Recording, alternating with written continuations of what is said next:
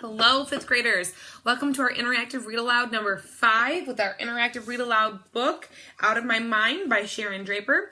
Now, before we get started, I have to let you guys know something.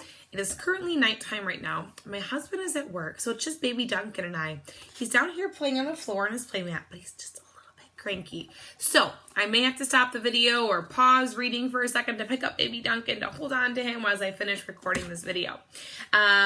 So if I stop for a second reading, just be like, oh, Mrs. Duncan's got to take care of the baby. So I'll be right back. I don't want you to think I'm leaving the video. Just want you guys to be aware that you might see baby Duncan here in a minute because he's just a tad bit fussy tonight. But before we get started, I want to do a quick recap. We are on chapters 7 and chapter 8 tonight. We have met Mrs. Violet Valencina, which is Melody's babysitter, neighbor, caretaker.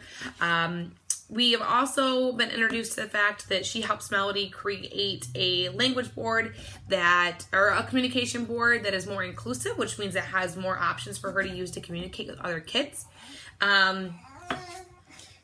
We also know that Melody is wishing that she can just talk and communicate and interact with other adults and other humans because she feels like she is not given the chance to express who she truly is unless she can talk. So Mrs. V or Mrs. Violet has helped create a new communication board for her. I did receive some of your communication board drawings and Google Slides, and I loved them. They were awesome. Matthew did a great job labeling the different parts of speech with adjectives, nouns, and verbs with the different colors. That was really awesome, Matthew. Thanks for doing that. Excited to see some more of those rolling, guys. But I'm going to read 2 chapters to today, and then I'll explain the activity to you at the very end of the video. Okay, so far he's doing good. Hopefully he stays entertained while I read to you guys.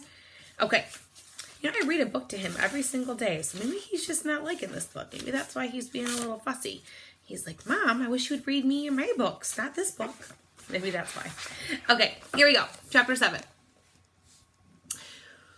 When I sleep, I dream. And in my dreams, I can do anything. I get picked first in the playground for games. I can run so fast. I take gymnastics, and I never fall off the balance beam. I know how to square dance, and I'm good at it.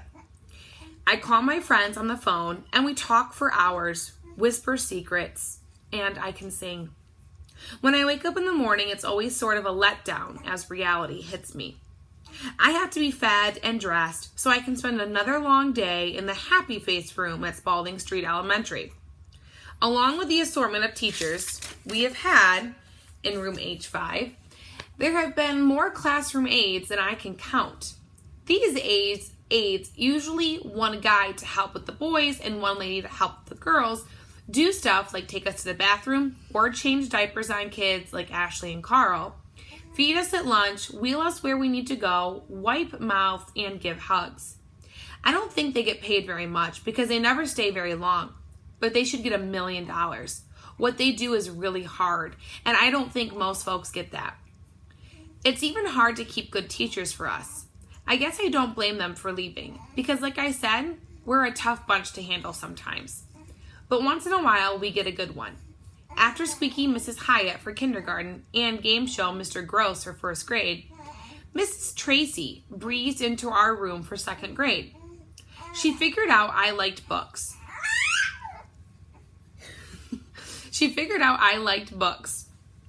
So she got some earphones and hooked me up with audiobooks on CD. She started with baby stuff like Dr. Seuss, which my father and I had read when I was 2. So after I tossed those on the floor a couple times, instead of punishing me, she figured out I needed something better. I listened to all of the Babysitter Club books and those goofy Goosebump books. She asked me questions after each book, and I got every single question right. Things like, which of these helped to solve the mystery? Then she'd show me a pebble, a starfish, and an ink pen. The pebble, of course. She'd cheer after we'd gone through the questions and then hook me up to another book. That year I listened to all the books by Beverly Cleary and all the books about those boxcar kids. It was awesome.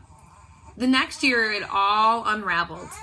I know teachers are supposed to write notes to the next teacher in line, so they know what to expect. But either Mrs. Tracy didn't do it, or Mrs. Billups, our third grade teacher, didn't read them. Mrs. Billups started every morning by playing her favorite CD. I hated it. Old MacDonald had a farm. Twinkle, twinkle, little star. The Itsy-Bitsy spider. All sung by children who could not sing. The type of music grown-ups think it's all kinds of cute, but it's awful. Mrs. Billups put it on at full volume every single morning, over and over and over. No wonder we were always in a bad mood. Once she had the Tin Pan Band on, Mrs. Billups went over the alphabet every single day with third graders. Now, children, this is an A. How many of you can say A? Good. She'd smile and say, good, even if nobody in the class responded. I wondered if she would teach able-bodied third graders the same way. Probably not. The more I thought about it, the angrier I got. Hold on, guys. Come here, baby. Come here, sugar. Do you want to say hi to everyone? Is that what you want? Okay, guys. Here he is. A man of the hour. Okay, are you going to read with me? Are you going to read a story with Mama? Okay, here we go. Now let's move on to B. This is the letter B. Let's all say B. Good. Again to silence. She didn't seem to care. I glanced with longing at the books on tape and the earphones which had been shoved into a corner. One day I guess I had had enough. Mrs. Billups had expanded from saying the letters to making the sound of each one. Bah, she said loudly, spitting a little as she did. Bah is the sound of the letter B. Let's all say bah. Together, children. Then Maria, who was always in a good mood, started throwing crayons. Willie began to babble, and I bellowed. I may not be able to make clear sounds, but I can make a lot of noise. I screamed because I hated stuff that was just plain stupid. I screeched because I couldn't talk and tell her to shut up. And that made me cry because I'd never be able to tell anybody what I was really thinking. So I screamed and yelled and screeched. I cried like a 2-year-old. I would not stop. Then my tornado explosion took over. I flailed and jerked and basically spazzed out. I kicked so hard that my shoes popped out of the foot straps on my chair. That made me tilt to one side. I screamed even louder. Mrs. Billups didn't know what to do. She tried to calm me down, but I didn't want to be calmed. Even the aides couldn't stop me. Jill and Maria started to cry. Even Ashley, all dressed in yellow that day, looked upset. Freddie spun in his chair around in circles, glancing sideways at me fearfully. Carl howled for lunch. Then he pooped in his pants again. The whole class was out of control, and I kept screeching. The teacher called Mrs. Anthony, the principal, whose eyes got wide as she opened our door. She took one look at the situation and said tersely, "Call her mother." She could not have left more quickly. A moment later, the teacher had my mother on the phone. "Mrs. Brooks, this is Melody's teacher, Anastasia Billups. Can you come to the school right away?" I knew my mother had to be worried. Was I sick? Bleeding? Dead?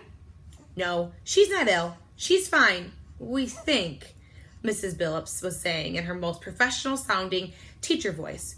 "We just can't get her to stop screaming. She's got the whole class in an uproar." I could picture my mother on the other end of the phone, trying to figure out what was going on. Luckily, it was her day off. I knew she'd be there in a few minutes, so I gradually calmed down and finally shut up. The other kids quieted down as well, like somebody had clicked the off switch. Old MacDonald continued to play. My mother arrived faster than I thought possible. When I saw her jeans and dirty sweatshirt, I realized she'd dropped everything and jumped in the car. She ran over to me and asked me what was wrong. I took a few deep breaths, shuddering breaths. Then I pointed to the alphabet on my talking board and screeched some sounds of frustration. "This is about the alphabet?" my mother asked. "Yes," I pointed, then pounded on the answer. She turned to Mrs. Billups. "What were you working on before all the screaming started?" Mrs. Billups replied, in that superior tone that teachers dressed in nice red business suits use when they're talking to mothers with dirty shirts on. "We were reviewing the alphabet, of course. The sound of the letter B, if I recall. I always start with the basics. These children need constant review because they don't retain information like the rest of us. My mother was getting the picture. So you were going over the ABCs? Correct. It's February. I beg your pardon? School started in August. You haven't gotten past the letter B in 6 months? Mom was bawling and unballing her fists. I've never seen my mother hit anything, but when I see her doing that, I always wonder if she might. Who are you to tell me how to run my class? The teacher asked angrily. And who are you to bore these children with mindless activities? My mother snapped back. How dare you? The teacher gasped. I dare anything for my daughter, Mom replied, her voice dangerous. And for the rest of these children. You don't understand, the teacher began. Mom interrupted her. No, Mrs. Billups, it is you who does not understand. Mom looked like she was trying to calm herself down because she then said, Look, have you ever said to yourself, if they show that stupid commercial on TV one more time, I think I'll just scream? Mrs. Billups nodded slowly. Or, if I have to sit 5 more minutes in this traffic jam, I'll simply explode? Yes, I suppose, she admitted. Well, I think that's what happened to Melody. She said to herself, if I have to go over those letters one more time, I'll just scream. So she did. I really don't blame her. Do you? Mrs. Billups looked from my mother to me. I guess not, now that you explain it that way, Mrs. Billups finally said, her voice now as calm as my mother's. Melody knows her alphabet, all the sounds of all the letters, and hundreds of words at sight. She can add and subtract numbers in her head. We discussed all of this at our last parent conference, didn't we? I could tell my mother was trying to control her temper. I thought you were exaggerating, the teacher said. Parents are not always realistic when it comes to these children. Oh, one moment, guys. Say hi. Do you not like this book? Is that why you're fussy? Is that why you're being fussy? See, 5th graders, I'm being a fuss. All right, I'm sorry, guys. If you call them these children one more time, I might scream, my mother warned. But Melody does have mental and physical limitations, Mrs. Billups argued, trying to put Mom in her place, I guess. You have to learn to accept that. And the fire was back. Melody can't walk. Melody can't talk. But she is extremely intelligent. And you better learn to accept that, my mom spat out. The teacher backed up an inch or two. Didn't you read her records from last year? Mom demanded. Melody loves listening to the books on tape. I try to approach each child with an open mind and not be influenced by other teachers. All the records are in a box someplace. Maybe you should find that box, my mother said, her lips tight. Well, I never, Mrs. Billups countered. Maybe that's your problem, Mom replied with a grin. Then she tilted her head and turned toward the CD player. Oh, one more thing. May I see that wonderful CD you're playing? Of course, Mrs. Billups said, smiling a little. The children love this. Do they? Mom asked. The teacher lifted the disc from the player. Twinkle, twinkle, silence. Willie laughed out loud. Mom took the CD, dug down in her purse for a moment, gave Mrs. Billups a $5 bill, and deftly snapped the disc in half. That music was cruel and an unusual punishment, Freddie and Maria cheered. Gloria whispered, Thank you. For a moment, I almost felt sorry for Mrs. Billups. She looked so confused, she just didn't get it. Mom walked over to the sink in our room, turned on the warm water, soaked a stack of paper towels under the faucet. She came back to me and gently wiped my face with the warm, soggy wad. Nothing had ever felt so soothing. She then brushed my hair, adjusted the straps and buckles on my chair, gave me a quick hug, and went home. Mrs. Billups quit her job after spring break, so we ended up with a series of subs till the end of the year. I think she had figured it would be easier to work with people who were dumber than she was. She was wrong. That is the end of chapter 7. So in this chapter, boys and girls, we've discovered that Melody and her classmates, although they may have certain limitations, it doesn't mean they like to be treated like small children, smaller than what they are. And part of me takes what they say in connection to what I hear often in my classroom. Often I hear students, and not just you guys, but every year I hear students say, I wish I could go back to kindergarten. It was so much easier. Or I wish I could go back to preschool. It was so much easier than this stuff. And what I want to say to that is sometimes you don't appreciate what you have until it's gone. Until you have the ability, or until you are forced to do the easy stuff over and over again, you learn to regret it. And you learn to resent it. That's a better word. You learn to resent it. Because believe it or not, your brains do want challenges. Although you may not think your brain wants a challenge, trust me, biologically, your brain is wanting more information to soak in. So next time you guys say, oh, I wish this was easier, like kindergarten or first grade or preschool, just remember this chapter and remember that you're lucky when your brain is challenged, because actually it helps your brain in a lot more ways than what you may even realize. All right. How long is this video going? I can't see the time. 15 minutes. I'm going to try to read chapter 8. Let's try to get through it, and then I'll explain the activity to you guys. Okay? Are you ready for chapter 8, Trenton? Will you let Mama read to these students? Okay, here we go. For a long time, it was just me, my mom and dad, and my goldfish, Ollie. I was 5 years old when I got him, and I had him for almost 2 years before he died. I guess that's old for a goldfish. Nobody knew Ollie's name but me. That's okay. Ollie had been a prize from a carnival Dad had taken me to, and I think Ollie's life was worse than mine. He lived in a small bowl on a table in my room. The bottom of the bowl was covered with tiny pink rocks. And a fake plastic log sat wedged in the rocks. I guess it was supposed to look like something from under the sea. But I don't think there are any lakes or oceans that really have rocks that color. Ollie spent all day long swimming around that small bowl, ducking through the fake log, then swimming around again. He always swam in the same direction. The only time he'd change his course was when Mom dropped a few grains of fish food in his bowl each morning and evening. I'd watch him gobble the food, then poop it out, then swim around and around once again. I felt sorry for him. At least I got to go outside and to the store and to school. Ollie just swam in a circle all day. I wondered if fish ever slept, but anytime I woke up in the middle of the night, Ollie was still swimming, his little mouth opening and closing like he was trying to say something. One day, when I was about 7, Ollie jumped out of his bowl. I had been listening to music on the radio. Mom had finally figured out I liked the country western station, and I was in a good mood. The music was sounding orangey and yellowish as I listened, and the faint whiff of lemon seemed to surround me. I felt real mellow as I watched Ollie do his thing around the bowl, around and around his bowl. But suddenly, for no reason I could figure, Ollie dove down to the bottom of his bowl, rushed to the top, hurled himself right out of the bowl, and he landed on the table. He gasped and flopped, and I'm sure he was surprised he couldn't breathe. His eyes bulged, and his gills on his side pulsed with effort. I didn't know what to do. He'd die without water. Really fast, so I screamed. Mom was downstairs, so maybe outside getting the mail, but she didn't come right away. I screamed again, louder. I cried out. I yelled. I screeched. Ollie continued to flop and gasp, looking more desperate.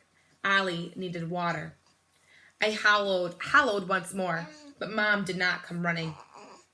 Where could she be? I knew I had to do something, so I reached over to the table, stretched out my arm. I could just barely touch Ollie's bowl. I figured if I could get the fish wet, at least a little bit, I might be able to save him. I hooked my fingers on the edge of the fishbowl and I pulled. Water splashed everywhere, all over the table, the carpet, me, and Ollie. He seemed to flop a little less for a second or two. Okay, come here, babes. You're making this difficult. For a second or two, and I kept wailing. Finally, I heard my mother thundering up the stairs. When she came through the door, she took one look at the mess and the dying goldfish and shouted, Melody, what have you done? Why did you knock over the fishbowl? Don't you know a fish can't live without water? Of course I knew that. I'm not stupid. Why did she think I'd been screeching and calling for her? She scurried over to the mess, scooped up Ollie, and gently placed him back in the bowl. Then she ran to the bathroom, and I heard her running water, but I knew it was too late. Either because of the time out of the bowl or because the bathroom water wasn't the right temperature, Ollie did not survive. Mom came back in and scolded me once more. Your goldfish didn't make it, Melody. I don't get it. Why would you do that to the poor little fish? He was happy in his little world.